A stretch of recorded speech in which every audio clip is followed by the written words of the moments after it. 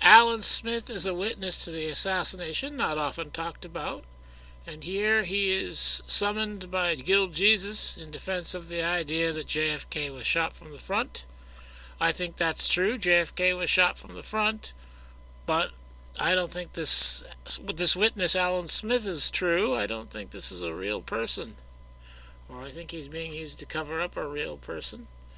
But anyway, this is the only source we have on Allan Smith, and it is a Chicago Tribune story which appeared in the paper on November 23rd, 1963, the day after the assassination, and it also appeared as a special to the New York Times on the same day.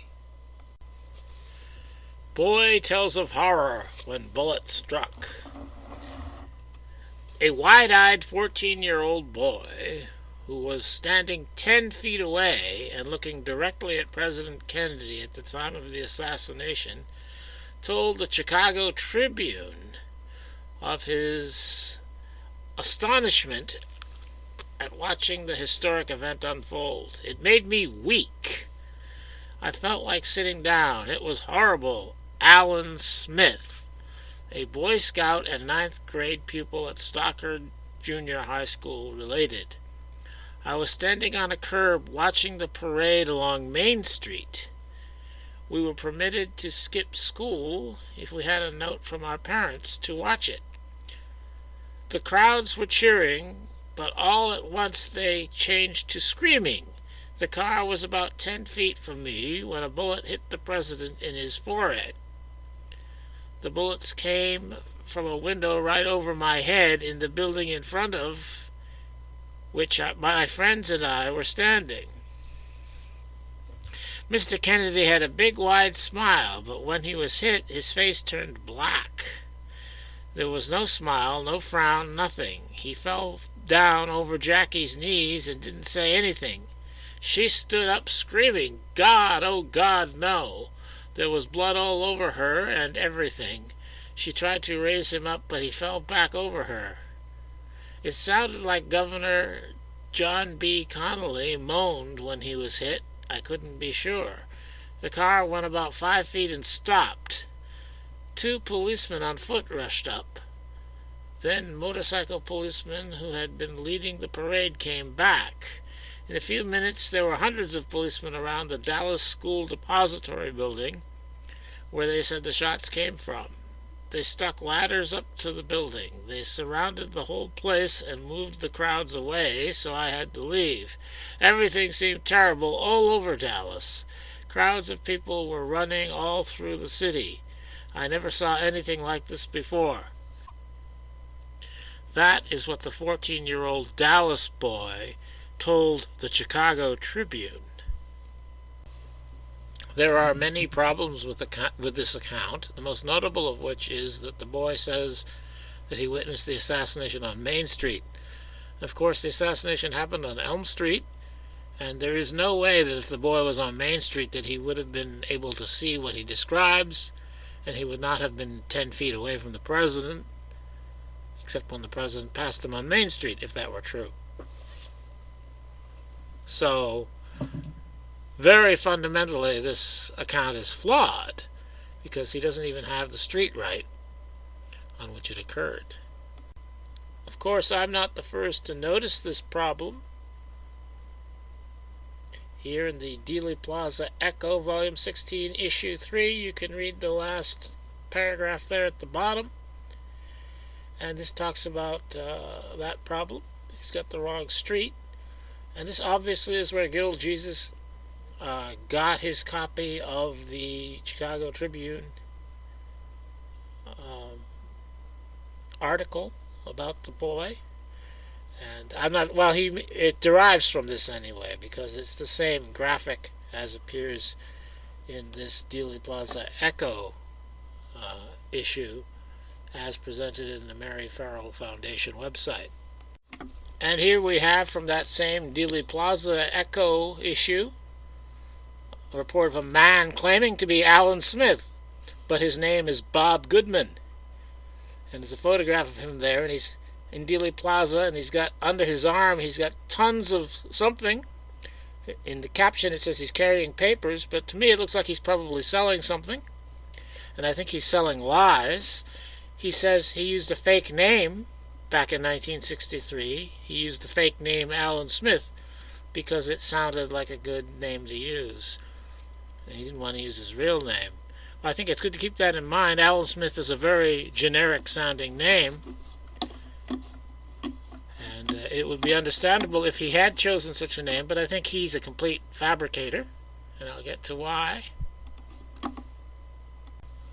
Now this article goes on to identify Allan Smith, as it were, with a particular boy in the photography, and I think they're right that the boy there's two boys in the photography actually. I don't think they decide which one it is, but I think they're right that this Allan Smith character is related to one of these two boys. I don't think either one of these boys is actually named Allan Smith, but I think one of these two boys, is the reason that we have this Chicago Tribune report of Allan Smith.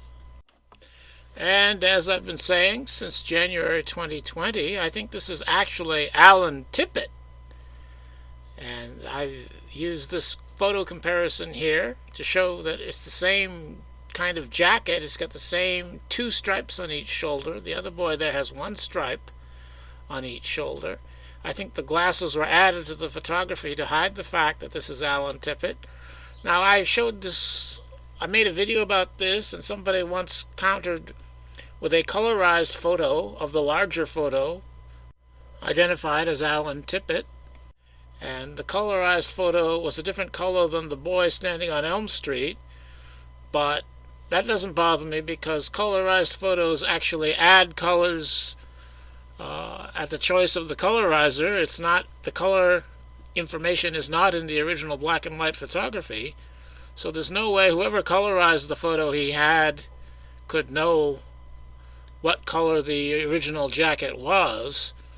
So I think Allan Tippet had a reddish maroon colored jacket, and that is him standing on Elm Street. Allan Tippet was the son of J.D. Tippit, the police officer who was killed on the same day that JFK was killed. And I think, for reasons I have expressed in videos in the past, that J.D. Tippit and Oswald were involved in a conspiracy, a pro-communist or a pro-Castro conspiracy, as far as they thought of it, even though American intelligence knew all about it. I don't want to get into that because I want to keep this a 15-minute video. But I think Oswald and J.D. Tippit were involved in the assassination plot that they thought they were doing for Castro, and that J.D.'s son also became involved. So I think this story is a planted as part of the cover-up in order to explain an Allan being on Elm Street at the time of the assassination. Whoever planted this story might have had incomplete information and knew that Allan Tippet was on Elm Street and that one of these boys in the photography was Allan Tippet, but he might not have known, for example, that it didn't make sense to say that the president was shot in the face from the window of the Texas School Book Depository building when the car was in a position at that time where the shot would have had to have come from the back, from the window of the building. So I think it's an imperfect cover-up, but I think the name Allan Smith was chosen either randomly or perhaps whoever chose it had information about a 14-year-old boy being at a particular school, not the same school Allan Tippet went to, but he might have known there was a boy named Allan Smith, and being such a generic-sounding name, it would be easy to understand there being confusion about the name. Therefore, if the real Allan Smith is located by anybody, it can be explained as, there must be another Allan Smith. And in a big city like Dallas, there might very well have been another Allan Smith. And in 2021, I found this information online on an Allan D. Smith, who was born in 1949, which would make him 14 years old in 1963, and he's from Dallas, Texas. I don't know that this is the same person that the Chicago Tribune article refers to, but there was such a person, or a person by that name, of that age, apparently in Dallas, though it doesn't say here he was in Dallas in 1963, of course. But an Allan Smith, 14-year-old, probably did exist in 1963 in Dallas. But that doesn't bother me any. I still think it's Allan Tippet in the photography. And this article in the Chicago Tribune quoted the boy as saying, "It made me weak." Is any 14-year-old boy going to say something like that? I don't think so. I think this was something made up by some adult, and the words were put into a 14-year-old boy's mouth. And notice there's no byline, there's no journalist credited with getting this story. And it's the Chicago Tribune. If Chicago Tribune had a reporter in Dallas, I think it would probably say who it was. That is, who the reporter was. And it doesn't credit anybody. We don't know of any reporter from the Chicago Tribune having been in Dallas on the day of the assassination. And I think if there had been one, we would know about it. And also, if this boy had been a real witness, he would have been interviewed by somebody by now. You know, like the Sixth Floor Museum or something. And we've got nothing at all like that. Only this guy in the Dealey Plaza Echo, who doesn't even have the right name, and who I'm sure is a scammer, a liar, a fraud. And this part here, where the boy is said to have said a bullet hit the president in his forehead, reminds me of something in the evidence. That's by the bus driver McWaters, who said that a teenage boy told him on the bus during the bus ride to Oak Cliff they shot him in the temple. So, if whoever fabricated this story in the Chicago Tribune knew that this had happened, and they probably would be on top of the situation, the people involved in the cover-up, they might have wanted to be able to explain this away. And if you've got a boy, Allan Smith, who says that the president was shot in the forehead, then that explains who this could be on the bus. Now, maybe they didn't think it through really well. Maybe this was done on the fly, because then you would want to talk to the person who said that. The Warren Commission did talk to a Milton Jones, whom the bus driver identified as the teenage boy, but I've made a video about that, and I don't think that checks out. I think that doesn't make sense.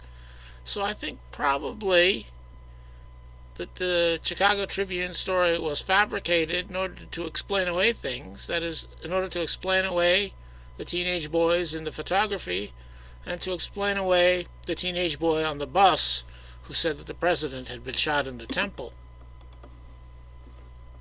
So I'm saying that Allan Smith was actually Allan Tippet, and that the story in the Chicago Tribune was planted in order to obscure that fact, that Oswald and J.D. Tippit, Allan's father, were involved in a pro-Castro plot, and U.S. intelligence knew all about it, and that J.D. Tippit's son, Allan, was somehow brought into the plot, that he actually played a role in the plot in Dealey Plaza, which I've gone over in other videos.